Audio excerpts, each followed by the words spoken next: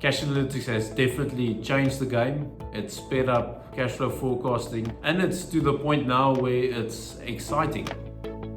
So I'm Peter Cronje. I head up the Cash and Liquidity business for TreasuryONE in South Africa. We focus on providing treasury services to large corporates within the South African market.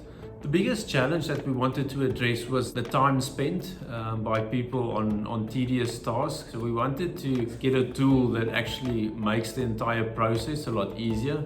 Cash Analytics, it's a web-based tool, but it provides the optionality to not just integrate into your ERP and your TMS to extract information, but it allows you as a user to also manually input and override data.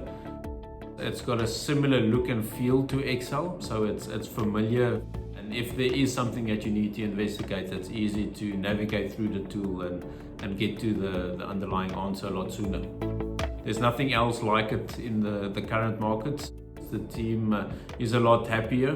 They're not spending time on gathering information. They're actually applying their minds and doing what they're supposed to be doing and filling in gaps where we might be missing crucial information to make proper decisions.